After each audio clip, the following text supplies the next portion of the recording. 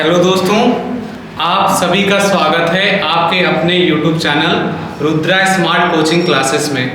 दोस्तों, आप सभी को यह सूचना जरूर मिल गया होगा कि यूपीपीसीएल TG2 का एग्ज़ाम डेट निर्धारित हो गया है। तो इसके लिए आप रात दिन एक करके मेहनत करने लगे होंगे। लाइब्रेरी में, घर पे, कोचिंग में शॉर्ट नोट्स पढ़िए और ज़्यादा से ज़्यादा प्रैक्टिस पेपर लगाइए। दोस्तों, प्रैक्टिस पेपर का मैंने रिवीजन के लिए आपके लिए मैंने सेट तैयार किया है, जो कि ओरिजिनल पेपर है, जो 2021 में 28 जून को हुआ था, 28 मार्च को हुआ था। सॉरी दोस्तों, 28 मार्च को हुआ था। फर्स्ट शिफ्ट भी हुआ था, सेकेंड शिफ्ट हुआ था। फर्स्ट शिफ्ट का मैंने आपको पेपर का सोल्यूशन करा दिया है 75 क्वेश्चन का, और 75 और क्वेश्चन रह गए हैं। आज मैं करा रहा हूं आपको 28 मार्च का सेकेंड शिफ्ट का, जिसमें 50 क्वेश्चन हैं, और ये सारे क्वेश्चन बहुत ही इंपॉर्टेंट रहेंगे आपके लिए। मैं क्या करूंगा आपके लिए टॉपिक वाइज, जैसे अल्टरनेटर, ट्रांसफार्मर, जनरेटर, इसके 50 जो बहुत मोस्ट इम्पॉर्टेंट क्वेश्चन है उसकी सीरीज आपको करा दूंगा, जिसमें से पावर प्लांट हो गए, मतलब जो जहाँ से भी आपके क्वेश्चन पूछे जाते हैं, जैसे कि पावर प्लांट से पूछा जाता है, आपका अल्टरनेटर से, डीसी जनरेटर से, ट्रांसफार्मर से, सिंगल फेज से, इन सभी के जो मोस्ट इम्पॉर्टेंट होंगे 50 क्वेश्चन, वो सारे मैं क्वेश्चन करा दूंगा आपको। और वो क्वेश्चन और ये प्रैक्टिस तो बार बार आप करते रहिए। आइए शुरुआत करते हैं 28 मार्च के पहले क्वेश्चन से। देखिए दोस्तों, ये 28 मार्च का पहला क्वेश्चन है, यूपीपीसीएल TG2 का ओरिजिनल पेपर है। चलिए इसके लिए देखिए, ये पहला क्वेश्चन कह रहा है, निम्नलिखित विकल्पों में, क्या कह रहा है? कह रहा है कि निम्न विकल्पों में से एनालॉग मल्टीमीटर की तुलना में डिजिटल मल्टीमीटर का एक लाभ है। आपने देखा होगा डिजिटल मल्टीमीटर, जिसपे क्या करता है, एकदम एग्जैक्ट वैल्यू बताता है। जैसे मान लीजिए कि डिजिटल मल्टीमीटर है, तो मल्टीमीटर का काम क्या है? धारा मापना, वोल्टेज मापना और रेजिस्टेंस मापना। मान लीजिए धारा माप रहा है किसी सर्किट का, अगर उस सर्किट में धारा 5.0098 एम्पियर है, तब भी इसको ये मेजर कर लेगा। कौन मेजर करेगा? डिजिटल। जबकि एनालॉग में ऐसा नहीं होता। एनालॉग क्या होता है, समझिए कि ये होता है एनालॉग, जिसमें ये कंपास होता है, सुई, इस पे 1 2 3 7 5, ये क्या, जहां सुई जाता है उतने एम्पियर का हो जाता है, लेकिन ये एग्जैक्ट नहीं बताता। लेकिन जो डिजिटल मल्टीमीटर होता है वो एग्जैक्ट बताता है। कह रहा है कि एनालॉग मल्टीमीटर की तुलना में डिजिटल मल्टीमीटर का एक लाभ क्या है। देखते हैं क्या लाभ है डिजिटल मल्टीमीटर का लाभ। कह रहा है डिजिटल मीटर कभी कभी अधिक गर्म हो जाता है। यदि लाभ पूछा जा रहा है, ये तो हानि हुआ नहीं, कोई बच्चा भी बता देगा। कह रहा है एनालॉग मल्टीमीटर की तुलना में अधिक सटीक पाठ्यांक, मतलब सटीक का मतलब एक्यूरेट रीडिंग देता है। बिल्कुल सही, मैंने आपको यही बताया था। आगे और पढ़ लेते हैं। एनालॉग मल्टी टूल की तुलना में अधिक महंगा है। एनालॉग कह रहा है एनालॉग जो होता है ना, एनालॉग मल्टी टूल की तुलना में अधिक महंगा होता है। नहीं, हमें लाभ बताना था। कह रहा है डिजिटल डिस्प्ले के चलते डिजिटल विकल्प का बैटरी जीवन कम हो सकता है। कह रहा है डिजिटल डिस्प्ले के चलते डिजिटल विकल्प का बैटरी का जीवन काल कम हो सकता है। गलत बात है, ये लाभ बताना था। सीधे दो हानि बता रहा है। अब हमें लाभ ढूंढना है, दो में मान लीजिए कंफ्यूजन हो गए, तो हमने आपको क्या बताया था कि जो एनालॉग मल्टीमीटर होता है ना, वो एकदम एग्जैक्ट एक्यूरेट वैल्यू बताता है। तो यही तो कह रहा है, एनालॉग मल्टीमीटर की तुलना में अधिक सटीक रीडिंग पाठ्यांक देता है। मतलब एनालॉग जो मल्टीमीटर होता है वो डिजिटल मल्टीमीटर की तुलना में अधिक सटीक पाठ्यांक देता है। ऑप्शन नंबर बी आपका राइट हो जाएगा दोस्तों, एकदम राइट आपका आंसर हो जाएगा। देखिए और भी लाभ है इसके। देखिए इसके अलावा डिजिटल मल्टीमीटर के अन्य लाभ निम्नलिखित हैं। दोस्तों, मैंने आपके लिए नोट लिखा है, आप इसका स्क्रीनशॉट ले लीजिएगा। देखिए क्या लाभ है। इन उपयंत्रों में पाठ्यांक के मापन में कोई त्रुटि नहीं होती है। पाठ्यांक तीव्रता से लिया जा सकता है, समानांतर त्रुटि नहीं होती है, इनमें एनालॉग मल्टीमीटर के सभी गुण होते हैं। आप इसे कहीं नोट डाउन कर लीजिएगा। आगे आते हैं क्वेश्चन पर। ये क्वेश्चन देखते हैं।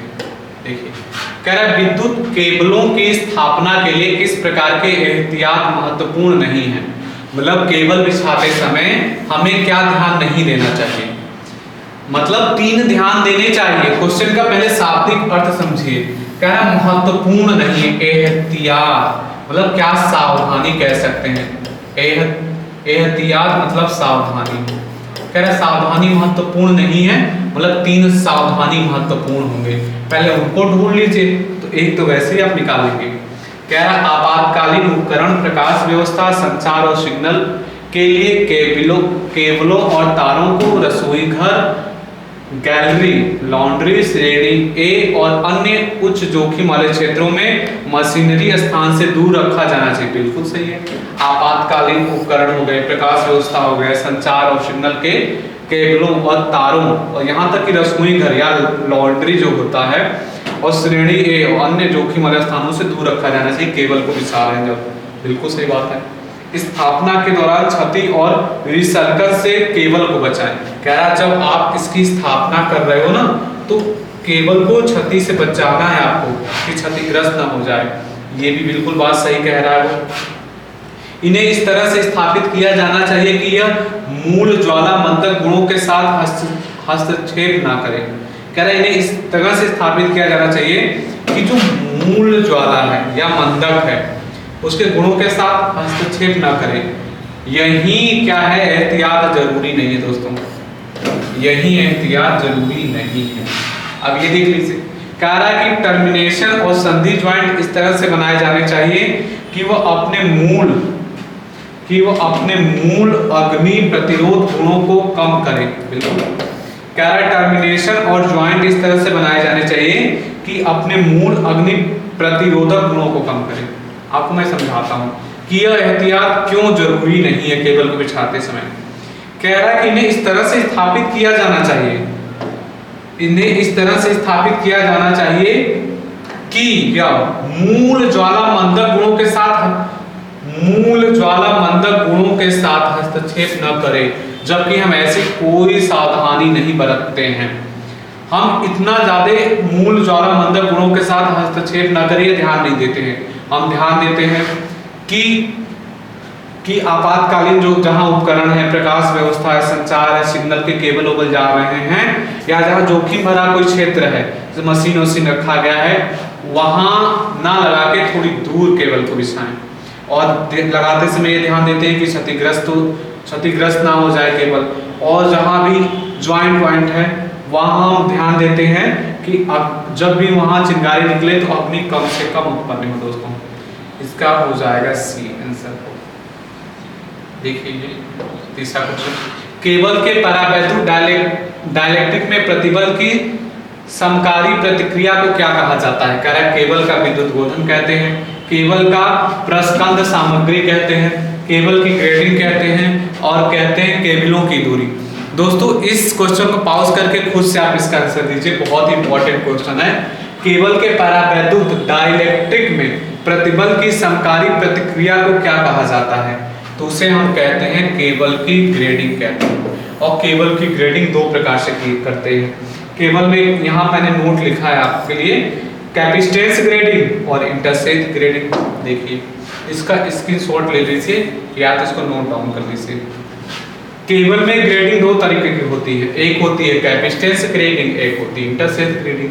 कैपेसिटेंस ग्रेडिंग में क्या करते हैं, समरूप परावैद्युत तनाव प्राप्त करने के लिए अलग अलग प्रकार के परावैद्युत का प्रयोग करते हैं। मतलब जो आपके परावैद्युत डाइलेक्ट्रिक हैं उनका अलग अलग प्रयोग करते हैं। इंटरसेथ ग्रेडिंग में क्या करते हैं, केबल ग्रेडिंग की इस विधि में समरूप डाइलेक्ट्रिक का उपयोग किया जाता है, लेकिन इसे कोर और लेड शीट के बीच मेटेलिक इंटरशीट लगाकर अलग अलग परत में विभाजित किया जाता है। केबल की ग्रेडिंग 2 प्रकार से करते हैं। आते हैं अगले क्वेश्चन पर। कह रहा है कौन सा पैरामीटर एसी परिपथ से संबंधित नहीं है? Which parameter is not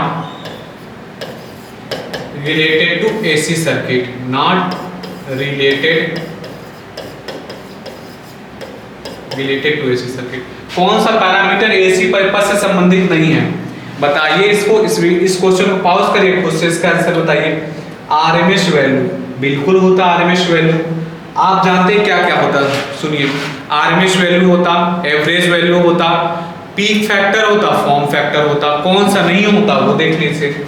RMS value होता है, कलर चेंज कर देता हूं मैं। देखिए आरएमएस वैल्यू होता है, फॉर्म फैक्टर होता है, पीक टू पीक वैल्यू होता है, पीक फैक्टर होता है, उसके बाद एवरेज वैल्यू होता है।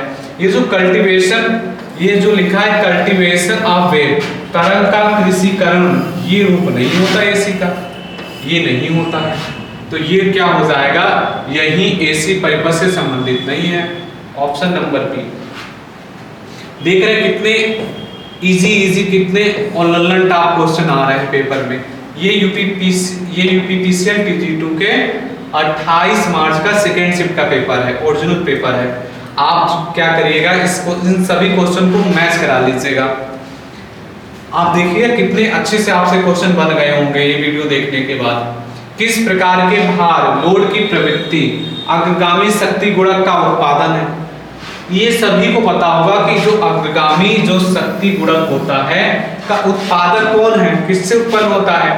कह रहा है कि धारिता कैपेसिटिव से, कह रहा है प्रेरणिक से, इंडक्टिव से, कह रहा है रेसिस्टिव से, कह रहा है श्रेणी संयोजित प्रतिरोध और प्रेरकत्व से। आप सभी को पता होगा कि यह धारिता से संबंधित होता है। किस धारिता क्या करता है, देखिए इसके गुण क्या होते हैं। इसमें जो होता है ना करंट लीड करता है, वोल्टेज लैग करता है। वोल्टेज जो होता है ना लैग करता है, कितने डिग्री से? 90 डिग्री से। 90 डिग्री से करंट क्या करती है, लीड करती है इस कंडीशन में।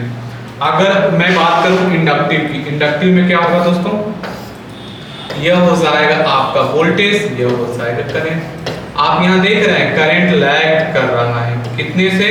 90 डिग्री से लैग कर रहा है, तो ये इंडक्टिव हो जाएगा। रेजिस्टिव में क्या होता है, दोनों सेम फेज में होते हैं, दोनों सेम फेज में होते हैं, वोल्टेज और करंट सेम फेज में होते हैं।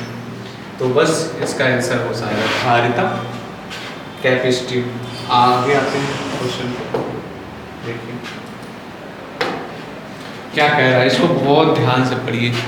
कह रहा है यदि लाइन वोल्टेज 252 वोल्ट है और लाइन धारा 6 एम्पियर है तो त्रिकोण योजित डेल्टा कनेक्टेड 3 कला फेज प्रणाली में कला वोल्टेज क्या होगा? कला वोल्टेज का मतलब आप लोग बहुत अच्छे से समझ रहे होंगे। कला वोल्टेज का मतलब होता है फेज वोल्टेज। कला वोल्टेज का मतलब फेज वोल्टेज, फेज वोल्टेज मतलब VPH। इसकी वैल्यू आपको निकालना है, VPH की वैल्यू निकालना है। देखिए इसकी वैल्यू आपको ज्ञात करना है, VPH की वैल्यू ज्ञात करना है। आप क्या करिए, आप डेल्टा कनेक्टेड था तो आपको फॉर्मूला लिख देता हूं मैं डेल्टा कनेक्टेड में, यहाँ लिख देता हूं।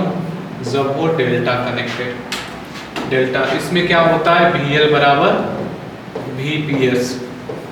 लाइन वोल्टेज फेज वोल्टेज के बराबर होता है, लेकिन जो लाइन करंट होती है रूट में 3 गुना होती है फेज करंट की। अगर ये दो बात आपको ज्ञात होगा तो ये क्वेश्चन आपके लिए बहुत ईजी। स्टार कनेक्शन में भी आपको पता होगा रूट VL बराबर रूट में 3 VPH होता और वहां IL बराबर IPH होता। लाइन करंट बराबर होता है, लाइन करंट बराबर होता है फेज करंट, और जो लाइन वोल्टेज होता है रूट में 3 गुना होता है फेज वोल्टेज का। ये किसके लिए है दोस्तों, ये है स्टार के लिए। ये किसके लिए था, डेल्टा के लिए। क्वेश्चन हमसे क्या पूछ रहा था, डेल्टा के लिए। चलिए सॉल्व कर लेते हैं। लाइन वोल्टेज दिया है मतलब VL दिया है, आपसे क्या पूछ रहा है, VPH पूछ रहा है। तो आपको पता है डेल्टा कनेक्शन में दोनों बराबर होते हैं, बस वैल्यू रख दीजिए।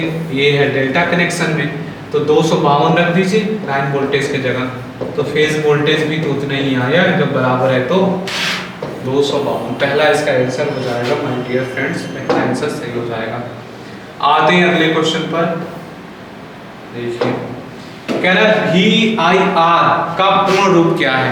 VIR का पूर्ण रूप क्या है आपसे पूछा जा रहा है, देख लीजिए। कह रहा है वल्कनाइज इंडियन गवर, ये है आपका गवर, ये भी है आपका गवर, ये भी है आपका रबर, ये भी है rubber. Okay my dear friends, आते हैं आपको बताना है VIR का फुल फॉर्म क्या है। पढ़िए, वल्कनाइज्ड इंडस्ट्रियल गवर, वल्कनाइज्ड इंडियन गवर, वेनियर इंडियन गवर, वेनियर इंडस्ट्रियल गवर। इसका सही आंसर होगा वल्कनाइज्ड इंडियन गवर, यह है वल्कनाइज्ड इंडियन गवर। इसका आंसर हो जाएगा बी, राइट। आते हैं अगले क्वेश्चन पर, देखिए कह रहा है एक स्वीकार्य सीमा के भीतर परिणाम पाने के लिए ऊर्जा मापी लगाकर त्रुटियों को दूर करने की प्रक्रिया को क्या कहते हैं। देखिए कह रहा है एक स्वीकार्य सीमा के भीतर, एक स्वीकार्य सीमा के भीतर परिणाम अगर पाने के लिए ऊर्जा मापी लगाकर त्रुटि को दूर कर रहे हैं तो इस प्रक्रिया को क्या कहेंगे। ये आपसे डिफिनीशन पूछा जा रहा है। कह रहा है कि ऊर्जा मापी की जांच कहेंगे, कह रहा है ऊर्जा मापी की आवश्यकता कहेंगे, ऊर्जा मापी की विशेषज्ञता कहेंगे, या ऊर्जा मापी का अंशांकन कहेंगे। तो इसका आंसर सही हो जाएगा ऊर्जा मापी का अंशांकन, मतलब एनर्जी मीटर का कैलिब्रेशन। देखिए दोस्तों, त्रुटि बराबर क्या होता है, मापित मान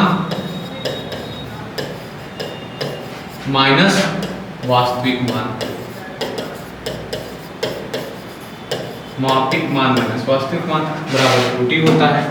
तो अगर किसी स्वीकार्य सीमा के भीतर परिणाम पाने के लिए ऊर्जा मापी लगाकर त्रुटि को दूर करने को हम क्या कहेंगे, ऊर्जा मापी का अंशांकन कहेंगे। आते हैं अगले क्वेश्चन पर, क्वेश्चन नंबर 9। देखिए, यदि 1800 मीटर लंबे तार में 90 ओम प्रतिरोध होता है तो 300 मीटर लंबे तार का प्रतिरोध क्या होगा। तो प्रतिरोध का फॉर्मूला लिख लीजिए, R बराबर होता है ρL/A। आप इसमें देख रहे हैं कि जो रेजिस्टेंस है लेंथ के डायरेक्टली प्रोपोर्शनल है। तो आपको क्या बात पता चला कि इसका फॉर्मूला हो जाएगा R1/R2 बराबर L1/L2। यही तो है डायरेक्टली प्रोपोर्शनल का मतलब माय डियर फ्रेंड्स। चलिए इस क्वेश्चन को सॉल्व करिए। क्या दिया है, लंबाई 1800 मीटर दिया है, 1800 मीटर L1 की जगह मैंने रख दिया, और उसका दिया है 90 ओम दिया है। कह रहा 300 मीटर लंबाई जो L2 है उसको दिया है 300। कहा जा रहा है टू रेजिस्टेंस बताइए, रेजिस्टेंस मैंने मान लिया X। चलिए सॉल्व कर लीजिए, ये कट गया 6 बार में, 6 से काटिए, 15 × 6 = 90, 15 बार में, फिर ये गुणा कर लीजिए, 15 ओम, ये आ गया 15 ओम। देखिए 15 ओम कौन सा ऑप्शन है, ऑप्शन नंबर सी है। देखिए अगले क्वेश्चन पे आते हैं। कह रहा है कि डीसी जनरेटर में स्प्लिट रिंग से बने होते हैं। कह रहा है डीसी जनरेटर में स्प्लिट रिंग किसके बने होते हैं। कह रहा है चांदी का, कह रहा है जस्ता का, एल्युमिनियम का, कर्षित कठोर तांबा, हॉट ड्रॉन कॉपर। बिल्कुल सही है। डीसी जनरेटर में जो कम्यूटेटर होता है वो किसका बना होता है, हॉट ड्रॉन कॉपर का। इसका आंसर हो जाएगा डी इज राइट। आप यह भी ध्यान में रखिएगा डीसी जनरेटर के बारे में कि डीसी जनरेटर क्या करता है, मैकेनिकल ऊर्जा को डीसी इलेक्ट्रिकल ऊर्जा में चेंज करता है। मैकेनिकल ऊर्जा को क्या करता है, डीसी इलेक्ट्रिकल ऊर्जा में चेंज करता है। मैकेनिकल एनर्जी को डीसी इलेक्ट्रिकल एनर्जी में चेंज करता है। और डीसी जनरेटर में जो कम्यूटेटर होता है, डीसी जनरेटर में जो कम्यूटेटर होता है वो एसी को डीसी में चेंज करता है। वो क्या करता है दोस्तों एसी को डीसी में चेंज करता है। आगे आते हैं अगले क्वेश्चन पर। आई होप आपको बहुत अच्छे से ये सारे क्वेश्चन समझ में आ रहे होंगे। आपकी तैयारी के लिए बहुत ही कम दिन बचे हैं, ज़्यादा से ज़्यादा प्रैक्टिस सेट लगाइए। देखिए आते हैं अगले क्वेश्चन पर। What is the span value of an alternation of the sine wave. Hindi में भी पढ़ देते हैं। ज्या तरंग के प्रत्यावर्तन का स्पान मान क्या होता है? कह रहा है 90 डिग्री के ज्या तरंग का 1/4 चक्र होता है, 230 डिग्री के ज्या तरंग का 1/4 भाग होता है। कह रहा है कि 360 के ज्या तरंग का पूर्ण चक्र होता है। ये कह रहा है कि half cycle of sine wave of 180 degree. तो प्रत्यावर्तन का स्पान मान क्या होता है? 90 डिग्री के स्पान तरंग का 1/4 होता है दोस्तों। पहला आंसर आपका सही हो जाएगा। आते हैं अगले क्वेश्चन पर। देखिए कह रहा है कि सजावटी दीप और श्रेणी प्रकाश व्यवस्था प्रणाली में अनुक्रमिक स्विचन अर्थात चाल करने के लिए इस्तेमाल किए जा सकने वाले स्विच को क्या कहा जाता है? कह रहा है कि सजावटी दीप और श्रेणी प्रकाश व्यवस्था हमें करना है। बताइए किस प्रकार का स्विच यूज करेंगे? कह रहा है टू मार्गिट स्विच, कह रहा है टम्बलर स्विच, बेल स्विच, मध्यवर्ती स्विच। तो ये हो जाएगा टम्बलर स्विच का हम प्रयोग करते हैं दोस्तों। क्या? सजावटी दीप। मान लीजिए कि दीपावली में, होली पर आपको सजावटी दीप जलाना है तो टम्बलर स्विच का प्रयोग करेंगे। अब ये जो इंटरमीडिएट स्विच है इसको हम जीने पे यूज करते हैं। आगे आते हैं अगले क्वेश्चन पर। देखिए कह रहा है सेमी डायरेक्ट लाइटनिंग सिस्टम में, कह रहा है कि सेमी डायरेक्ट लाइटनिंग सिस्टम में वस्तु पर कितना प्रकाश आता है? कह रहा है कि 30 से 50 आता है, कह रहा है 0 से 10% आता है, कह रहा है कि 10 से 20% आता है, कह रहा है 60 से 90% आता है। दोस्तों इसका आंसर हो जाएगा 60 से 90 आता है। 4 प्रकार की लाइटिंग की व्यवस्था होती है। एक होती है डायरेक्ट, एक होती है इनडायरेक्ट, एक होती है सेमी डायरेक्ट, एक होती है सेमी इनडायरेक्ट। 4 प्रकार की होती है। और वस्तु पर 60 से 90% आता है। तो ऊपर कितना जाता है? 10 से 40%। इसको भी नोट डाउन कर लीजिए। 10% से 40% क्या करता है? ऊपर जाता है। किसमें? सेमी डायरेक्ट में, सेमी डायरेक्ट में। और वस्तु पर कितना पड़ता है? वस्तु पर पड़ता है 60% से 90%। इस बात को आप नोट डाउन कर लीजिए। आगे आते हैं अगले क्वेश्चन पर। कह रहा है कि आईईई नियमों के अनुसार 3 वायर डीसी परिपथ के धनात्मक के लिए गैर लचीले केबलों के कोर की रंग पहचान क्या होगा? हमें 3 वायर डीसी परिपथ के लिए बताना है। आईईई इंडियन इलेक्ट्रिसिटी रूल के अकॉर्डिंग हमें बताना है। इंडियन इलेक्ट्रिसिटी रूल के अकॉर्डिंग 3 वायर है। किसमें है? 3 वायर डीसी में। तो देख लीजिए अगर धनात्मक है तो उसका कलर क्या होगा? अमूमन रखा जाता है रेड, जिसको कहते हैं लाल। अगर ये हो गया, अगर धनात्मक का होगा, ऋणात्मक का ब्लैक रखा जाता है। ये हो गया। तो अमूमन ये रखा जाता है। तो किसके लिए पूछा जा रहा था? धनात्मक के लिए। धनात्मक का लाल हो जाएगा इसका आंसर। अगर ऋणात्मक का पूछता तो आप कहते हैं ब्लैक।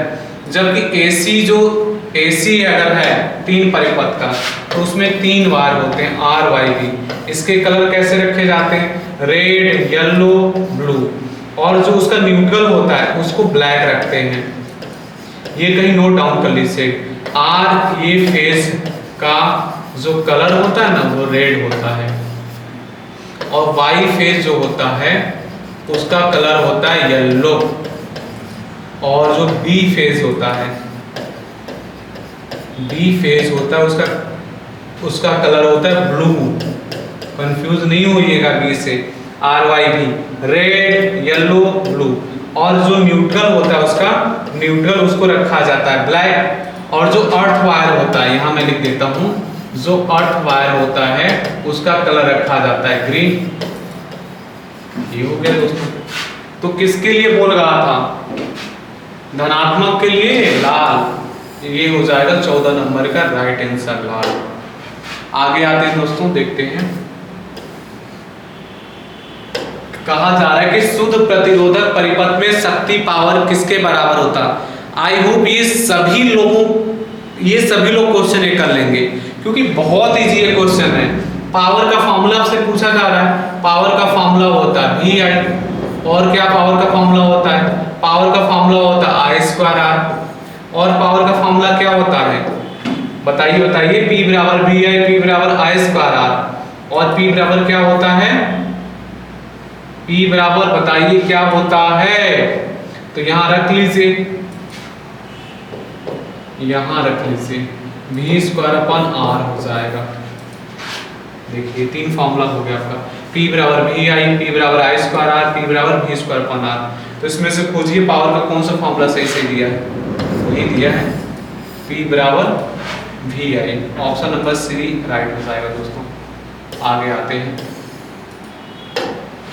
उस मशीन की पहचान करें जिसके हिस्से आर्मेचर, क्रोड, सॉफ्ट मतलब योक और कम्यूटेटर है। कह रहा बताना है कि ये जो 3 मेन भाग होते हैं, कोर होता है, सॉफ्ट होता है, योक उसी को बोलते हैं, उसी को बॉडी बोलते हैं, फ्रेम बोलते हैं, और कम्यूटेटर होता है, ये किसके हिस्से हैं।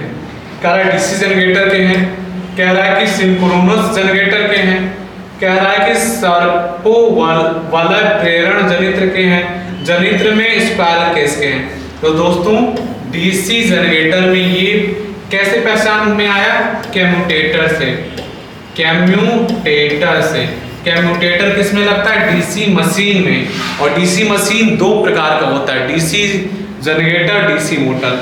डीसी मोटर क्या करता है, डीसी इलेक्ट्रिकल एनर्जी को मैकेनिकल एनर्जी में चेंज कर देता है, और डीसी जनरेटर क्या करता है, मैकेनिकल ऊर्जा को डीसी इलेक्ट्रिकल एनर्जी में चेंज कर देता है। जनरेटर में कम्यूटेटर का काम क्या है, एसी ऊर्जा को डीसी ऊर्जा में चेंज करना। मोटर में क्या काम है कम्यूटेटर का, डीसी मोटर में क्या काम है, डीसी ऊर्जा को इलेक्ट्रिकल एनर्जी में चेंज कर देना। दोनों फैराडे के विद्युत चुंबकीय प्रेरण के नियम पर काम करते हैं। छोटे परिणामित्रों में उच्च वोल्टेज के लिए किस प्रकार के कुंडलन का उपयोग किया जाता है। कह रहा है पथानुत्तरक कुंडलन, सर्पिल कुंडलन, बेलनाकार कुंडलन, डिस्क सर्पिल कुंडलन, पथांतर कुंडलन इसका हो जाएगा राइट आंसर। दोस्तों 2 प्रकार की वाइंडिंग होती है, एक होती है लैप वाइंडिंग, लैप वाइंडिंग इसका प्रयोग कहाँ किया जाता है, लैप वाइंडिंग का, जहां हाई करंट की जरूरत हो, हाई करंट की जरूरत हो और लो वोल्टेज की जरूरत हो, लो वोल्टेज की जरूरत हो, वहां इसका प्रयोग किया जाता है। एक होता है दोस्तों वेव वाइंडिंग, वेव वाइंडिंग इसका प्रयोग जहां हाई वोल्टेज की जरूरत हो वहां, और जहां लो करंट की जरूरत हो। वेव वाइंडिंग में एक और चीज याद रखिएगा, नंबर ऑफ पैरेलल पाथ सिर्फ 2 होते हैं, और लैप वाइंडिंग में नंबर ऑफ पैरेलल पाथ कितने होते हैं, जितने नंबर ऑफ पोल होते हैं। इस बात को भी आप नोट डाउन कर लीजिएगा, ये बहुत ज्यादा क्वेश्चन पूछा जाता है। कह रहा है द टर्निंग और twisting moment of a force about an axial is called, किसी अक्ष के परितः एक बल का टर्निंग या ट्विस्टिंग आघूर्ण क्या कहलाता है। कह रहा है टॉर्क कहते हैं, कह रहा है स्लिप कहते हैं, कह रहा है कि स्पीड कहते हैं, कह रहा है कपलिंग कहते हैं। टॉर्क कहते हैं, टॉर्क का फॉर्मूला होता है F इंटू R। मान लीजिए कि कोई घिरनी है जिसकी त्रिज्या क्या R है, और इस घिरनी के चारों तरफ F न्यूटन का फोर्स लग रहा है, तो कितना टॉर्क होगा इस घिरनी पर, F इंटू R। इसका आंसर हो जाएगा टॉर्क, पहला आंसर सही हो जाएगा। आगे आते हैं क्वेश्चन पर। देखिए दोस्तों इस क्वेश्चन को ध्यान से पढ़ते हैं। कह रहा है कि which of the following is not an effect of single phasing in a 3 phase induction motor. कह रहा है किसी 3 फेज प्रेरण मोटर में निम्न में से कौन सिंगल फेजिंग का एक प्रभाव नहीं है। कह रहा है मोटर सिंगल फेजिंग हो गई, कौन सा एक प्रभाव नहीं है, इसका मतलब 3 प्रभाव होगा, एक नहीं होगा, उसी को हमें पकड़ना है। कह रहा है सिंगल फेजिंग होने को मोटर धारा औसत धारा से 2.5 गुना बढ़ जाएगी, बिल्कुल ये प्रभाव है। कह रहा है मोटर रनिंग स्थिति से लगातार चलती रहेगी, यह गलत है। मोटर तापमान को नहीं बढ़ा सकती, बिल्कुल बढ़ाएगी। कह रहा है कि मोटर स्टॉप स्थिति से प्रारंभ नहीं की जा सकती है। कह रहा है कि यह भी सही है। कह रहा है कौन सा प्रभाव नहीं है, मोटर रनिंग स्थिति में लगातार चलती रहेगी, यह प्रभाव नहीं है। क्यों? क्योंकि मोटर सिंगल फेजिंग हो गई। सिंगल फेजिंग होने के दो कंडीशन होते हैं सॉरी दोस्तों, या तो उस पे क्या हो, बहुत ज्यादा लोड हो, टू लोड हो, तो मोटर क्या होगी, स्पार्किंग करेगी और लोड को वहन नहीं कर पाएगी। अगर हमने स्विच को ऑफ नहीं किया तो जल जाएगी। अगर 50% से कम लोड है, अगर रनिंग कंडीशन में है 3 फेज की मोटर तो चलती रहेगी। आगे आते हैं दोस्तों, बैकलाइट क्या है, ये सभी को आपको पता होगा। कह रहा है सेमीकंडक्टर है, नहीं, ये तो पागल बना रहे हैं। बैकलाइट सेमीकंडक्टर कब से हो गया? कह रहा है इंसुलेटर होता है, कंडक्टर होता है, सुपर कंडक्टर होता है। तो बैकलाइट क्या होता है? इंसुलेटर होता है। सेमीकंडक्टर में कौन कौन आते हैं? जर्मेनियम और silicon. Conductor aluminium, copper. Super conductor जिसकी रेजिस्टिविटी 0 हो वह सुपर कंडक्टर कहलाता है। सुपर कंडक्टर बनाए जाते हैं। उस परिपथ के शक्ति गुणांक की प्रवृत्ति क्या है जिसकी वोल्टेज और धारा तरंग को नीचे दिखाया गया है? चलिए मैं इस क्वेश्चन के लिए एक डायग्राम आपको बना देता हूं। डायग्राम बना नहीं है लेकिन मैं बना देता हूं। यह मान लीजिए कि वोल्टेज का वक्र है। आप इसी से मैं आपके 3 क्वेश्चन क्लियर करा दूंगा। और ये करंट का वक्र है। आप बताइए इस डायग्राम को देखकर इसका आंसर कौन सा सही हो जाएगा? आप देख रहे हैं कि जो वोल्टेज 0 से चल रहा है और जो करंट है ना वो नीचे से स्टार्ट हो रहा है, मतलब 90 डिग्री लैग कर रहा है। आपको मैंने अभी सिखाया था जब करंट 90 डिग्री लैग करे तो बोलते हैं हम पश्चगामी, मतलब इंडक्टिव इफेक्ट है। अगर करंट लीड करता वोल्टेज से 90 डिग्री तो क्या हो जाता? लीडिंग। लीडिंग का मतलब कैपेसिटिव इफेक्ट आ जाता, अग्रगामी। अगर सेम फेज में होते तो यूनिटी मतलब रेजिस्टिव लोड का इफेक्ट होता। तीनों कॉन्सेप्ट मैंने आपको क्लियर कर दिया। देखते हैं अगले क्वेश्चन पर। कौन सी मशीन डीसी विद्युत शक्ति को यांत्रिक शक्ति में परिवर्तित करती है? अभी मैं आपको डिफिनेशन बार बार चिल्ला रहा था। डीसी विद्युत शक्ति को यहां ध्यान दीजिएगा, सबने 3 इडियट देखा होगा। मशीन किसे कहते हैं? वह जो हमारे सारे काम को आसान बना दे वह सभी मशीन कहलाते हैं या मोटर कहलाते हैं। हमारे जो डेली लाइफ के काम हैं उन सबको आसानी से, बिल्कुल आसान बना दे, आसानी से कर जाए, वह सभी मोटर कहलाता है। लेकिन यहाँ बोल रहा है कि डीसी विद्युत शक्ति को, तो डीसी विद्युत शक्ति को कह रहा है कि जनरेटर, कह रहा है एसी मोटर, कह रहा है डीसी जनरेटर, कह रहा है डीसी मोटर। तो डीसी विद्युत शक्ति को बनाना है यांत्रिक शक्ति में, तो हो जाएगा इसका आंसर डीसी मोटर। क्यों? क्योंकि हम उसको दे रहे हैं डीसी विद्युत शक्ति, उसको यांत्रिक शक्ति में बनाना है। तो काम मैकेनिकल एनर्जी कौन देता है? मोटर। ये हो जाएगा इसका राइट आंसर। देखिए, डीसी सप्लाई से यांत्रिक ऊर्जा उत्पन्न करने वाली मशीन डीसी मोटर कहलाती है। इसका प्रयोग पंप, लेथ व अन्य मशीनों को चलाने के लिए किया जाता है। डीसी धारा मोटर का प्रयोग ऐसे स्थानों पर किया जाता है जहां उच्च गति नियंत्रण की आवश्यकता होती है। इसलिए प्रायः ट्राली, विद्युत रेल, लिफ्ट इत्यादि में डीसी मोटर का प्रयोग किया जाता है। एक बात हमेशा आप ध्यान रखिएगा, जो रेलवे होता है, रेलवे, इसमें क्वेश्चन पूछा जाता है कि कौन से मोटर का प्रयोग किया जाता है? डीसी सीरीज मोटर का प्रयोग किया जाता है। DC series motor. और इसमें ये पूछ देता है क्यों प्रयोग किया जाता है? क्योंकि डीसी सीरीज मोटर का जो स्टार्टिंग टॉर्क होता है ना वो काफी हाई होता है। ये फॉर्मूला होता है, जो स्टार्टिंग टॉर्क होता है आर्मेचर करंट के स्क्वायर के डायरेक्टली प्रोपोर्शनल होता है। और यह वेरिएबल स्पीड देता है, इसलिए इसका प्रयोग करते हैं। देखिए, which type of material is not used to create earthing rod. Earthing rod बनाना है हमें अर्थ के लिए कि कोई भी लीकेज करंट हो, ग्राउंड हो जाए, और कोई व्यक्ति काम कर रहा है उसको करंट का झटका ना लगे। तो ये पूछा जा रहा है कि अर्थिंग रॉड किस पदार्थ का प्रयोग करके नहीं बनाया जाता, मतलब 3 पदार्थ का प्रयोग करके बनाया जा रहा होगा। कह रहा है कि carbon bonded polymer, stainless steel, galvanised iron, copper bonded to steel. आप सभी लोगों ने सुना होगा, इसका जरूर नाम सुना होगा। अगर आपने ITI कर रखा है, पॉलिटेक्निक कर रखा है, तो गैल्वेनाइज्ड आयरन का नाम जरूर सुना होगा, जिससे अर्थिंग रॉड बनाया जाता है। यह इससे तो बनाया जाता है। कॉपर बॉन्डेड टू स्टील, इससे भी बनाया जाता है, स्टील से बनाया जाता है, स्टील की पाइप ली जाती है। स्टेनलेस स्टील, जिसमें जंग ना लगे।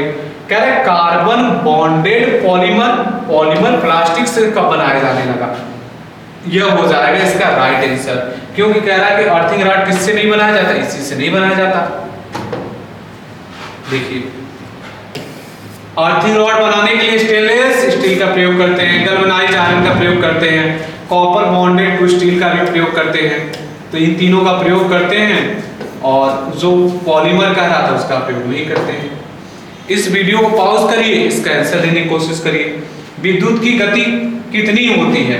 कह रहा है 18,000, कह रहा है कि 1,85,000 मील प्रति सेकेंड होती है, कह रहा है 4,86,000 मील प्रति सेकेंड होती है, 3,86,000 मील प्रति सेकेंड होती है, 2,86,000 मील प्रति सेकेंड होती है। चलिए बताइए इसका आंसर। 1,85,000 मील प्रति सेकेंड इसका आंसर हो जाएगा राइट। नेक्स्ट क्वेश्चन पे देखते हैं। कह रहा है कि इंडियन इलेक्ट्रिसिटी रूल के अकॉर्डिंग, लिखा है ना इंडियन इलेक्ट्रिसिटी नियमन वर्ण और अभिनिर्धारण, कह रहा है रेगुलेशन कलर आइडेंटिफिकेशन के अनुसार 3 फेज एसी का वाई फेज, अभी तो मैंने आपको बोला था Y means yellow, R means red, B means blue, यही तो पढ़ा होगा आपने RYB। बी का मतलब क्या होता है? ब्लू, ब्लू का मतलब नीला। तो वाई के लिए पूछा जा रहा था, वाई का मतलब येलो, येलो का मतलब पीला। राइट आंसर आपका दोस्तों हो जाएगा बी। देख रहे हैं क्वेश्चन में गर्दा किस तरह से उड़ रहा है, अब सवाल का भी गर्दा उड़ेगा, आप भी उड़ाइए। कह रहा है अधिकतम वोल्टेज दिया है ज्यातरण के लिए शिखर, शिखर का मान क्या होगा? शिखर का मतलब होता है शिखर गुणक, एक होता है फॉर्म फैक्टर, एक होता है पीक फैक्टर। इसका मतलब है पीक फैक्टर आपसे पूछा जा रहा है, पीक फैक्टर पूछा जा रहा है। हिंदी में लिख देते हैं शिखर गुणक, शिखर गुणक। इसका फॉर्मूला क्या हो जाएगा? Maximum value upon RMS value, ये फॉर्मूला होता है पीक फैक्टर का। मैक्सिमम वैल्यू आपको दिया है, चलिए फॉर्मूले में रख लीजिए। 23 रूट में 2 वोल्टेज दिया है, RMS वैल्यू नहीं दिया है, निकाल लीजिए जरा RMS वैल्यू का। मेरे शेरों RMS वैल्यू का फॉर्मूला रखिए। RMS वैल्यू बराबर क्या होता है? Vmax अपॉन रूट में 2, यही तो फॉर्मूला होता है। Vmax का दिया है मान 23 रूट में 2 बटे रूट में 2, रूट में 2 कट गया, RMS की वैल्यू आ गया 23 वोल्टेज। चलो पुट कर लो, पुट कर लिया, चलो काट दो, 23 से 23 कैंसिल। पीक फैक्टर शिखर गुणक का मान रूट में 2 ऑप्शन में नहीं है, तो दोस्तों रूट में 2 नहीं है, लेकिन है ना 1.414, यही तो मान होता है रूट 2 का। नेक्स्ट क्वेश्चन का देखते हैं। कह रहा है कि किसी परिपथ को शॉर्ट सर्किट फॉल्ट और ओवरलोड से बचाने के लिए किस उपकरण या डिवाइस का प्रयोग करते हैं? कह रहा है MCB का प्रयोग करते हैं, पुश बटन आइसोलेटर स्विच, तो MCB का प्रयोग करते हैं। क्यों? किसी परिपथ या सर्किट को फॉल्ट से और ओवरलोड से बचाता है। तो इसका फुल फॉर्म भी बताइएगा, आप कमेंट्स करिएगा कमेंट्स बॉक्स में। MCB का फुल फॉर्म क्या होता है? पुश बटन तो ये ऑन ऑफ करने का काम आता है, आइसोलेटर नो लोड पर ऑपरेट होता है, सर्किट को बंद या खोलने के लिए। स्विच का भी एक सर्किट को बचाने वाली तो डिवाइस एक ही है, मिनीचर सर्किट ब्रेकर, ओवरलोड से शॉर्ट सर्किट से बचाती है ये। कह रहा है स्टार्टर के बिना डीसी मोटर चालू कर दोगे तो क्या होगा? स्टेटर के माध्यम, कह रहा है कि उच्च पल्स विद्युत वाहक बल का उत्पादन होगा, स्टेटर के माध्यम से उच्च धारा का प्रवाह होगा, आर्मेचर को क्षति नहीं पहुंचती है, आर्मेचर में प्रतिरोध बढ़ जाता है। देखिए अगर आपने स्टार्टर के बिना डीसी मोटर को स्टार्ट कर दिया तो क्या करेगा? जो स्टेटर है डीसी मोटर का वो 5 से 7 गुना ज्यादा करंट खींचने ऐसा क्यों होता है? आप कहेंगे सर बताइए ऐसा क्यों होता है? क्यों? क्योंकि शुरू में जो बैक ईएमएफ का मान होता है वो 0 होता है, तो बहुत ज़्यादा करंट उसका स्टेटर खींचने लगता है। इसके पीछे रीजन होता है कि आर्मेचर जो सर्किट होता है ना, वो लो रेजिस्टेंस का, बिल्कुल लो रेजिस्टेंस की तरह काम करता है। तो इसका हो जाएगा स्टेटर के माध्यम से उच्च धारा का प्रवाह। इसीलिए हम बगैर स्टार्टर के उसको स्टार्ट नहीं करते हैं। देख लीजिए नोट पर, इसको नोट डाउन कर लीजिएगा। स्टार्टर के बिना डीसी मोटर के चालू होने पर स्टेटर के माध्यम से उच्च धारा प्रवाह होता है। हम जानते हैं कि जब कोई मोटर स्थिर अवस्था में होती है तो उसमें कोई विरोधी विद्युत वाहक बल उत्पन्न नहीं होता है तथा आर्मेचर कम प्रतिरोध वाले परिपथ का कार्य करता है। यदि मोटर को मुख्य सप्लाई के साथ सीधे जोड़ दिया जाए तो आर्मेचर चालक मुख्य सप्लाई से अधिक धारा ग्रहण करने लगता है जिसके निम्न परिणाम हो सकते हैं। परिणाम क्या होगा दोस्तों? आर्मेचर कुंडलों का विद्युत रोधन नष्ट हो सकता है, सप्लाई वोल्टेज में गिरावट आ सकती है, बहुत ऊंचा प्रारंभिक बलागुण उत्पन्न होगा जिसमें मोटर की गति अचानक बहुत अधिक बढ़ जाएगी तथा मोटर के भागों तथा मोटर पर लगे लोड को क्षति पहुंच सकती है। दोस्तों आइए बढ़ते हैं नेक्स्ट क्वेश्चन की तरफ। देखिए अगला क्वेश्चन है 29। अगला क्वेश्चन है दोस्तों 29। कह रहा है कि जनरेशन मोड में प्रचालित प्रेरण मशीन की गति क्या होगी? तो प्रेरण मशीन की गति क्या होगी? पहला दे रहा है कि तुल्यकालिक गति के बराबर होगी। नहीं, अगर कोई मोटर जनरेटर बन रहा है, कोई इंडक्शन मशीन है वो जनरेटर की तरह बन रहा है, तो इसका मतलब जो उसकी सिंक्रोनस स्पीड जो स्पीड होती है ना उससे ऊपर चलेगी। तुल्यकालिक गति से अगर ऊपर चलेगी तो बन जाएगा आपका। ये पावर ग्रिड में क्वेश्चन पूछा गया था, run above the synchronous speed, इसका आंसर हो जाएगा सी। कोई भी इंडक्शन मशीन या मोटर है उस सिंक्रोनस जनरेटर कब बनेगी? जब इंडक्शन क्या है ना, what would be the speed of induction machine? Induction machine की स्पीड क्या होगी? ऑपरेटिंग इन जनरेशन मोड में ऑपरेट होने के लिए उसको सिंक्रोनस स्पीड से ज्यादा स्पीड प्राप्त करेगी, तब जाके वो जनरेशन मोड में वर्क करेगी। इसका मैं फॉर्मूला देखिए, दो फॉर्मूले बता रहा हूँ। सिंक्रोनस स्पीड का फॉर्मूला होता है ns बराबर 120 F/P। देखिए जो आपका स्लीप होता है उसका फॉर्मूला होता है रोटर की फ्रीक्वेंसी बटे सप्लाई फ्रीक्वेंसी। और स्लीप का फॉर्मूला क्या होता है? स्लीप का फॉर्मूला होता है ns माइनस n। ये स्लीप स्पीड है। स्लीप स्पीड का फॉर्मूला क्या होता है? ns minus n। और जब इंडक्शन मोटर के मैं 50 इंपॉर्टेंट क्वेश्चन कराऊंगा तो उसमें सारे फॉर्मूले में वही आपको बता दूंगा। डीसी मोटर के लिए कितने प्रकार के बिंदु स्टार्टर का उपयोग करते हैं? आप ये तो बहुत फेमस क्वेश्चन है कि डीसी मोटर के लिए कितने प्रकार के स्टार्टर का प्रयोग किया जाता है? 3 प्रकार के, 2 point starter, 3 point starter, 4 point starter. 2 point starter के लिए 2 पॉइंट स्टार्टर किस प्रकार के डीसी मोटर के लिए प्रयोग किया जाता है? डीसी सीरीज जनरेटर के लिए। और 3 पॉइंट स्टार्टर डीसी शंट व कंपाउंड के लिए। 4 पॉइंट स्टार्टर डीसी शंट व कंपाउंड के लिए जब वेरिएबल स्पीड होगी। इस पॉइंट को नोट डाउन कर लीजिएगा। 2 पॉइंट स्टार्टर श्रेणी मोटर के लिए, 3 पॉइंट शंट व कंपाउंड के लिए, 4 पॉइंट शंट व कंपाउंड मोटर के लिए जहां प्रारंभिक धारा के साथ साथ गति नियंत्रण की आवश्यकता हो, जहां पर प्रारंभिक धारा के साथ साथ गति नियंत्रण की भी आवश्यकता हो वहां पर इसका प्रयोग करेंगे। दोस्तों बढ़ते हैं अगले क्वेश्चन की तरफ। अगले क्वेश्चन की तरफ कह रहा है यदि वोल्टेज का आरएमएस मान दिया है, चलिए लिख लेते हैं इसको, यही सॉल्व कर लेते हैं। आरएमएस वैल्यू दिया है 230/√2 वोल्ट, ये दिया है। तो एसी परिपथ में वोल्टता का शिखर मान, पीक टू पीक मान क्या होगा? शिखर मान, इसी को इंग्लिश में बोलेंगे, रुक जाइए ये हो गया थोड़ा सा, देखिए शिखर मान इसका होता है 2V max। मतलब मैक्सिमम वैल्यू का अगर 2 गुना कर दें उसी को बोलते हैं पीक टू पीक वैल्यू। तो हम मैक्सिमम वैल्यू निकाल लेते हैं। आरएमएस वैल्यू दिया है, ठीक है, तो आरएमएस वैल्यू का फॉर्मूला लगा देते हैं। आरएमएस वैल्यू का फॉर्मूला लगा देते हैं क्योंकि आरएमएस वैल्यू के फॉर्मूले में मिल जाता है। आरएमएस वैल्यू का फॉर्मूला क्या होता है, Vmax अपॉन रूट में 2।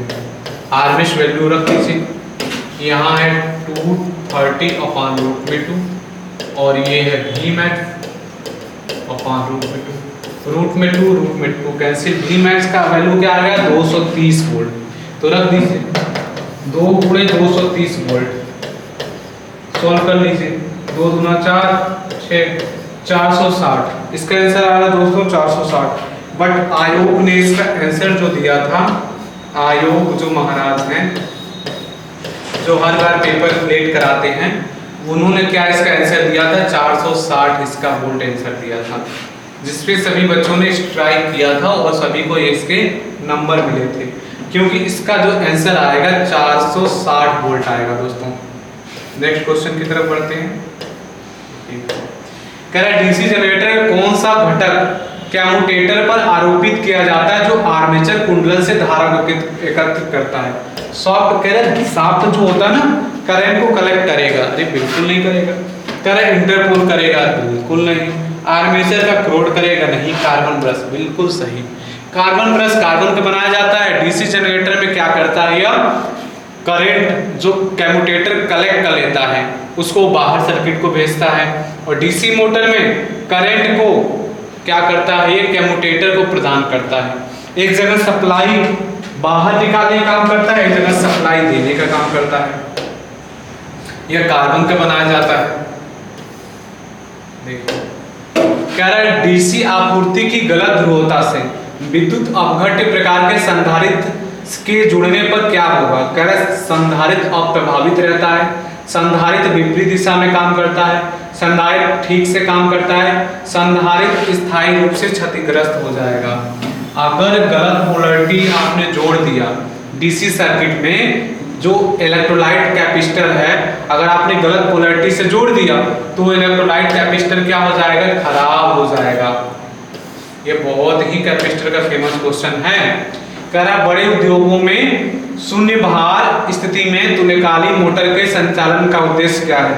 हिंदी बहुत ही कठिन है टेक्निकल की, और इंग्लिश काफी सरल होता है।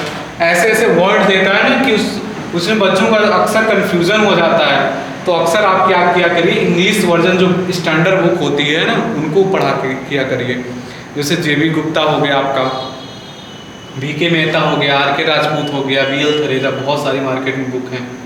कह रहा है कि नो लोड पर आपने सिंक्रोनस मोटर को चलाओगे तो उसका उद्देश्य क्या है, मात्र उसका एक ही उद्देश्य होता है, पावर फैक्टर का सुधार करना। खोजिए, शक्ति गुणांक में सुधार करना, इसका आंसर हो जाएगा। नो लोड पर क्या करते हैं हम, ओवर एक्साइटेड करके सिंक्रोनस स्पीड पे चलाते हैं, और सिंक्रोनस मोटर सिर्फ सिंक्रोनस स्पीड पे चलती है, ना उससे जरा से कम स्पीड पे चलेगी ना जरा से ज्यादा स्पीड पे चलेगी। जरा से कम स्पीड मतलब सिंक्रोनस मोटर है ही नहीं, क्योंकि सिंक्रोनस मोटर में जो स्लीप होता है ना दोस्तों, इसको नोट डाउन कर लीजिएगा, सिंक्रोनस मोटर में जो स्लीप होता है ऑलवेज 0 होता है। अगर पूछा जाता है कि सिंक्रोनस मोटर में नंबर, सिंक्रोनस मोटर की स्लिप क्या होती है और स्लिप स्पीड क्या होती है 0, उसमें कितने स्लिप लगते हैं, तो उसमें लगते हैं 2 स्लिप।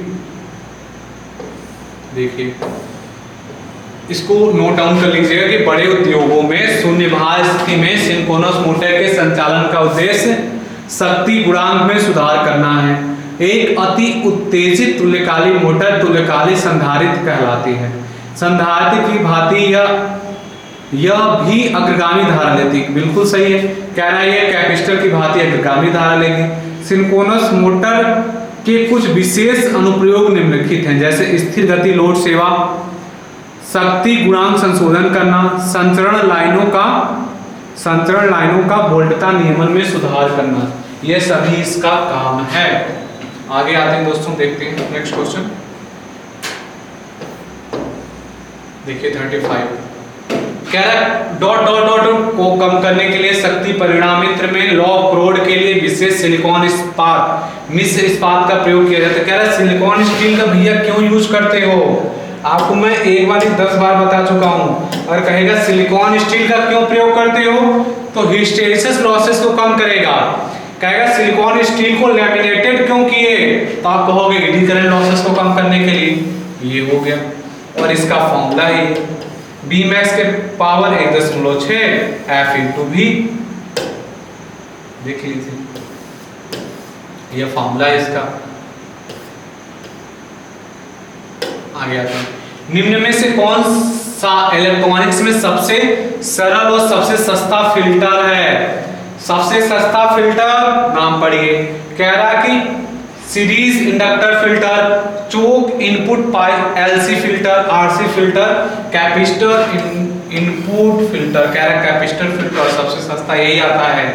फिल्टर का काम क्या होता है, डीसी जो वोल्टेज है ना उसमें डीसी का उर्मिका मतलब अशुद्धि रह जाती है, उसी को फिल्टर करने के लिए प्रयोग किया जाता है।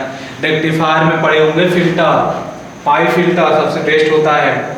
कह रहा है विभक्त कोर के साथ एक धारा परिणामित्र जब रिकॉर्डिंग मीटर के साथ प्रयोग किया जाता है तो क्या कहलाता है। कह रहा है कि ऊर्जा मीटर कहलाता है, कह रहा है कि आवृत्ति मीटर कहलाता है, कह रहा है क्लैंप मीटर कहलाता है, वाट मीटर। अब कह रहा है कि सीटी एक करंट ट्रांसफार्मर को क्या किया हमने, किसी रिकॉर्डिंग मीटर के साथ प्रयोग कर दिया, तो उसी को तो हम कहते हैं क्लैंप मीटर। दोस्तों मैं आपको क्लैंप मीटर दिखाना चाहूंगा, आपने खूब क्लैंप मीटर देखा होगा, आज ही आपको क्लैंप मीटर का जरा दीदार कराते हैं। क्या करते हैं, क्लैंप मीटर, क्लैंप मीटर, देखिए क्लैंप मीटर लिख दिया, आपने खूब देखा होगा। देखिए कितना लल्लन टॉप सा क्लैंप मीटर। सीटी का प्रयोग करते हैं, सीटी current transformer, PT potential transformer, सीटी स्टेप अप ट्रांसफार्मर प्रयोग किया जाता है, पीटी स्टेप डाउन ट्रांसफार्मर प्रयोग किया जाता है। आइए अगले क्वेश्चन पे आते हैं। देखिए अब अगला क्वेश्चन है 38 नंबर का। देखिए क्या डिजाइन बनाया गया है। देखिए उच्च गति अल्टरनेटर में किस प्रकार का घूर्णक रोटर प्रयोग किया जाता है। समुन्नत ध्रुव प्रकार का रोटर, बेलनाकार ध्रुव प्रकार का रोटर, सर्पी वलय प्रकार का रोटर, कह रहा द्रवी दंड पंजर प्रकार रोटर। इतना खतरनाक नाम। ये देखिए ये है सिलेंड्रिकल, ये है साइलेंट, ये है आपका स्लिपरी और ये है आपका स्क्वायरल केज। तो उच्च गति के अल्टरनेटर में रोटर कैसा प्रयोग करोगे आप, सिलेंड्रिकल पोल टाइप का रोटर। इसकी दो बात नोट डाउन कर लीजिए, आइए आपको सिखाते हैं। जो सिलेंड्रिकल रोटर होता है उसमें उसका जो व्यास की लंबाई होती है, क्या बोलेंगे, व्यास की लंबाई कम होती है, अच्छी लंबाई ज्यादा होती है। इसको नोट डाउन करके लिख लीजिएगा, अच्छी लंबाई ज्यादा होती है। आते हैं अब साइलेंट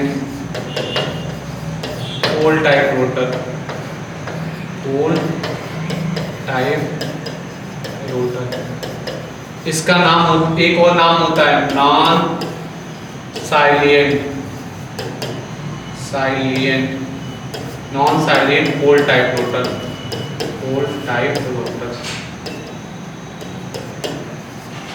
नॉन साइलेंट पोल टाइप रोटर, सिलेंड्रिकल रोटर या सिलेंड्रिकल टाइप रोटर। साइलेंट पोल टाइप रोटर में क्या होता है, व्यास जो होता है ना, व्यास की मोटाई ज्यादा होती है और अच्छी लंबाई कम होती है। अच्छी लंबाई जो एक्सियल लेंथ बोलते हैं, डायामीटर और एक्सियल लेंथ दोनों सुनते रहिए इंग्लिश।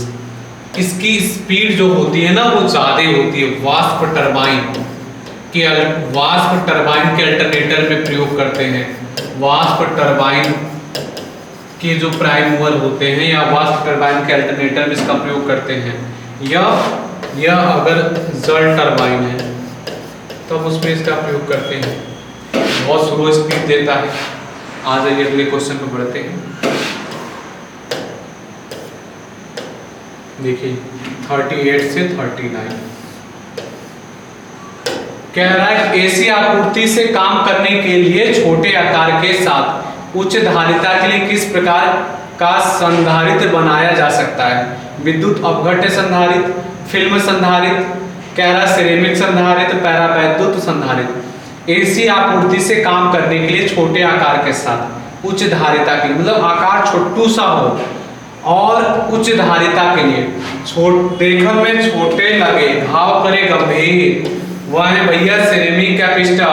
आपको मैं दिखा देता हूँ सिरेमिक कैपिस्टर कितने गजब के छोटे से होते हैं, देखने में एकदम छोटू से होंगे। देखिए सर्च करता हूँ मैं,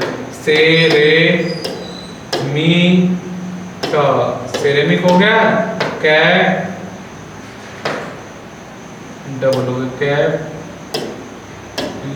कैपिस्टर, सिरेमिक कैपिस्टर। आ जाइए सिरेमिक, ये हैं देखने में छोटी लगे, घाव करे गंभीर। आ जाते हैं अपने क्वेश्चन पर। नेक्स्ट क्वेश्चन देखिए दोस्तों, हमारी गाड़ी धीरे धीरे अगले क्वेश्चन की तरफ बढ़ रही है।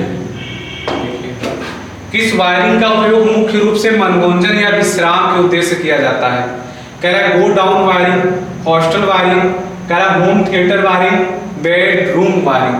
तो वायरिंग मनोरंजन और विश्राम के लिए होम थिएटर वायरिंग। आप घर में होम थिएटर भी लाते होंगे और उस पर गाना बजा के डांस करते होंगे। ये काम बर्थडे में अक्सर सब लोग करते होंगे, या जिस दिन मूड जम गया ले अब डीजे आज बजने दो, वही उसके लिए वायरिंग की जाती है। प्रबल चुंबकीय क्षेत्र की आवश्यकता होने पर या बहुध्रुवीय चुंबकीकरण के लिए किस प्रकार की चुंबकीकरण विधि का उपयोग किया जाता है? कह रहा है परंपरागत चुंबकीय विधि का, कह रहा है स्थैतिकीय चुंबकीकरण विधि का, कह रहा है स्थैतिकीय विद्युत चुंबकीय क्षेत्र का, धनात्मक चुंबकीय क्षेत्र का। तो इसका हो जाएगा धनात्मक चुंबकीय क्षेत्र का दोस्तों। अब आगे देखते हैं प्रबल चुंबकीय क्षेत्र प्राप्त करने के लिए। कह रहा है एवियोमीटर, अरे ये तो बहुत फेमस क्वेश्चन है। एमीटर, वोल्टमीटर, ओम मीटर इसका नाम है, मल्टीमीटर भी तो नाम है। ए से एमीटर क्या मापेगा? धारा, एमीटर। बी से वोल्टमीटर, वोल्टेज मापेगा। ओ से ओम मीटर, देखिए एमीटर, एम्पियर, वोल्ट, प्रतिरोध। चौथा ऑप्शन सही हो जाएगा, और ऑप्शन में तो कट जा रहा है। आवृत्ति नहीं नापता है, पावर नहीं, डायरेक्ट पावर नहीं मापता है, और आवृत्ति नहीं मापता है। इसका आंसर हो जाएगा डी। आते हैं अगले क्वेश्चन। कह रहा है जब भार लोड की बिजली की मांग, पावर डिमांड बढ़ जाती है तो दो या दो से अधिक ट्रांसफार्मर का परिचालन किस रूप में किया जाता है? श्रेणी में, समांतर में, स्टार में, डेल्टा में? समांतर में करते हैं। पैरेलल ऑपरेशन आपने पढ़ा होगा, दोनों ट्रांसफार्मर की फ्रीक्वेंसी समान होनी चाहिए, दोनों ट्रांसफार्मर का वोल्टेज रेटिंग समान होना चाहिए। आपने डीसी जनरेटर का भी पढ़ा होगा, डीसी जनरेटर का भी पढ़ा होगा। Parallel operation, voltage drop same होना चाहिए, और ट्रांसफार्मर की रेटिंग केवीए में होती है। जनरेटर की कमेंट्स बॉक्स में बताइएगा, और डीसी मोटर की भी बताइएगा रेटिंग। कह रहा त्वरित स्ट्रोक से उपकरणों की सुरक्षा के लिए जिस सुरक्षात्मक उपकरण का उपयोग किया जाता है उसे क्या कहते हैं? Circuit breaker. कह रहा आसमानी बिजली से बचाने के लिए किसका प्रयोग करोगे? सर्किट ब्रेकर का, आइसोलेटर का, लाइटनिंग अरेस्टर का, लाइटनिंग प्रोटेक्टर का। तो हम प्रयोग करते हैं लाइटनिंग अरेस्टर का, बेंजामिन फ्रैंकलिन। देखिए आपको किसी दिन मैं एक लव स्टोरी सुनाऊंगा, बहुत इंटरेस्टिंग है, इसी पे है, बेंजामिन फ्रैंकलिन का। यह चार्ज बादलों और पृथ्वी के बीच स्टैटिक इलेक्ट्रिक डिस्चार्ज को रास्ता देने के लिए प्रयोग किया जाता है। लाइटनिंग अरेस्टर के मुख्य प्रकार निम्नलिखित हैं: horn gap lightning arrester, oxide film lightning arrester, pellet lightning arrester, thyrite lightning arrester. इतने प्रकार के अरेस्टर बनाए जाते हैं लाइन जो आसमानी बिजली को अरेस्ट कर सके। देखिए 10 ओम के 4 प्रतिरोधक समांतर में जुड़े हैं। यह तो इलेक्ट्रिकल का हमारे बच्चा कर लेगा, पैरेलल में फॉर्मूला R टोटल बराबर R1 प्लस R2। ये बच्चों की तरह है, ऐसे ही करेंगे, थोड़ा टाइम लगेगा बट कोई बात नहीं, आपको मैं ट्रिक भी बता दूंगा। 1/10 1/10 1/10 1/10 4 बार लिख लिया। चलिए सॉल्व करिए। 1/RT 10 हो गया एलसीएम, ऊपर 4। अब हमें निकालना R टोटल, तो पलट गया 10/4 2.5 ओम। सोचिए कहाँ है 2.5 ओम, यहाँ है। चलिए आपको मैं जल्दी से करने का ट्रिक बताता हूँ। पैरेलल में हो R टोटल बराबर जितना रेजिस्टेंस का मान दिया है बटे n, मतलब जितनी वो ले रहा है 10 ओम के 4 प्रतिरोध, तो कितना ओम है 10 ओम का, कितना ले रहा है 4 2.2। अगर मैं कहूँ कि 10 ओम के 100 प्रतिरोध ले रहा, समांतर में जोड़ रहा है, तो बताइए कितना आंसर आएगा। कमेंट्स बॉक्स में जरूर इसका आंसर दीजिएगा। अब गाड़ी बढ़ रही है आगे, बहुत सारे क्वेश्चन तो याद करने वाले होते हैं। मेरिट जो होती है बीपीसीएल TG2 की काफ़ी हाई जाने के पीछे रीजन है कि बहुत सारे क्वेश्चन जो ऐसे आते हैं ना कि डायरेक्ट आप प्रैक्टिस पेपर सॉल्व कर रहे हैं, डायरेक्ट वही क्वेश्चन धर दिया। कह रहा जे किस आकार के तार में उच्चतम धारा को वहन करने की क्षमता रखता है। 4 गेज, 10 गेज, कह रहा 12 gauge, 18 gauge. Standard wire gauge, देखिए स्टैंडर्ड वायर गेज जो होता है, स्टैंडर्ड वायर गेज 1/व्यास, जितना कम स्टैंडर्ड गेज वो उतना ही मोटा व्यास, और जिसका ज्यादा मोटा व्यास उतना ही उच्चतम धारा को वहन करेगा। आंसर हो जाएगा 4 गेज। आगे नेक्स्ट क्वेश्चन पे देखते हैं। कह रहा है कि निम्न में से कौन सा सब स्टेशन नहीं है दोस्तों। चलिए पढ़ते हैं सब स्टेशन कौन सा नहीं है। कह रहा है कि ओवरडोर sub station, indoor sub station, कह रहा है आउटडोर सब स्टेशन, कह रहा है अंडरग्राउंड सब स्टेशन। तो इंडोर आपने जरूर सुना होगा, इंडोर मतलब जमीन के अंदर ऐसे सब स्टेशन बनाए जाते हैं। आउटडोर मतलब बाहर बनाए जाते हैं, और इंडोर आउटडोर भी होते हैं, अंडरग्राउंड भी होते हैं। इंडोर मतलब कोई मकान बना के बड़े बाकायदा अच्छे से उसके अंदर हम सब स्टेशन बनाए, ऐसे ही बाहर हमने बना दिया चौराहे पर। अंडरग्राउंड भी करके बना दिया, मिट्टी खोद के उसके अंदर बना दिया। ये ओवरडोर सब स्टेशन, ये तो पहली बार मैं सुन रहा हूँ। यही सब स्टेशन नहीं बनाए जाते। पावर प्लांट देखिए, एसी सब स्टेशन 3 प्रकार के होते हैं। पोल वाले सब स्टेशन, दूसरा खुले स्थान पर लगे सब स्टेशन, तीसरा बंद स्थान पर लगे हुए। नेक्स्ट क्वेश्चन पे देखते हैं। इनमें से कौन सा कथन बैटरी के प्रबंधन के दौरान बरती जाने वाली सावधानी को इंगित नहीं करता। कह रहा है कभी भी दोनों टर्मिनल को एक वस्तु के साथ संपर्क न बना देंगे। कह रहा है कि इनमें से कौन सा कथन बैटरी के प्रबंधन के दौरान बरती जाने वाली सावधानी को इंगित नहीं करता, मतलब सावधानी नहीं है।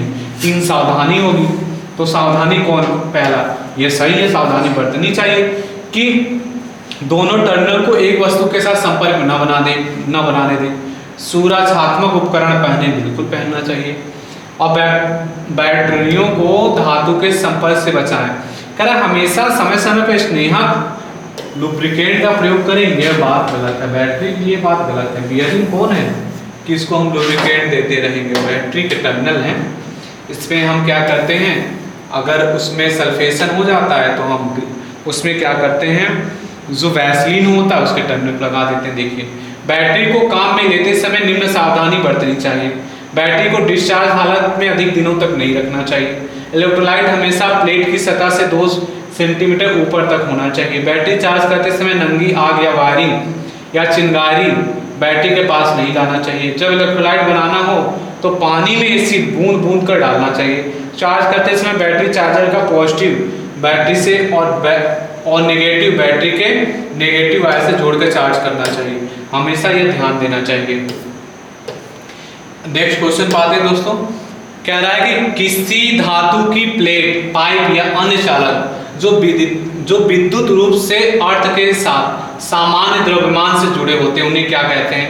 कह रहे अर्थ वायर कहते हैं, अर्थ टर्मिनल कहते हैं, अर्थ कंटिन्यूटी कंडक्टर कहते हैं, अर्थ इलेक्ट्रोड कहते हैं। उन्हें दोस्तों अर्थ इलेक्ट्रोड कहा जाता है। क्या कहते हैं? अर्थ इलेक्ट्रोड। किसी धातु की प्लेट, जैसे प्लेट अर्थिंग होती है, रॉड अर्थिंग होती। अब क्या कह रहा है? किसी धातु की प्लेट या पाइप या कोई भी चालक विद्युत रूप से अर्थ के साथ सामान्य द्रव्यमान से जुड़ा हो तो उसे हम अर्थ इलेक्ट्रोड कहते हैं। अर्थ इलेक्ट्रोड कहते हैं। अर्थ वायर, अर्थ टर्मिनल, अर्थ निरंतरता कंडक्टर चालक नहीं कहते हैं। आज का दोस्तों लास्ट क्वेश्चन है, इसका उड़ा दीजिए गर्दा। कह रहा है इनमें से कौन सा बैटन तार स्थापन का एक लाभ है? मतलब जो बैटन वायरिंग करते हो उसके लगाने से कोई लाभ है? आग लगने का उच्च जोखिम। अरे भैया ये गलत है, हम काहे बैटन वायरिंग करेंगे? केवल 250 वोल्ट से कम के लिए, ऊपर के लिए भी करते हैं। लीकेज करंट की कम संभावना, बिल्कुल सही है। कह रहा है यह आर्द्र रासायनिक प्रभावों से युक्त खुले और बाहरी क्षेत्रों में स्थापित नहीं किया जा सकता है। गलत है, किया जा सकता है। देख लीजिए अन्य लाभ भी इसके क्या क्या हैं। यह वायरिंग देखने में सुंदर लगती है और सस्ती होती है। वायरिंग पर पेंट इत्यादि किया जा सकता है। वायरिंग खुले होने के कारण दोष अन्वेषण कार्य सरलता से किया जा सकता है। दोस्तों वीडियो लंबी होने के कारण सिर्फ 50 क्वेश्चन इसमें वीडियो में कवर कर रहा हूं, नहीं तो वीडियो का लेंथ बहुत लंबा हो जाएगा। दोस्तों अगला 50 क्वेश्चन मैं इसके सेकंड पार्ट में लाऊंगा, अगले 50 क्वेश्चन पार्ट थर्ड में लाऊंगा। दोस्तों तब तक अपना ख्याल रखिएगा। अगर ये वीडियो आपको पसंद आई हो तो इसे जरूर लाइक करिएगा, शेयर करिएगा और सब्सक्राइब करिएगा। तब तक के लिए दोस्तों अपना ख्याल रखिएगा। जय हिंद।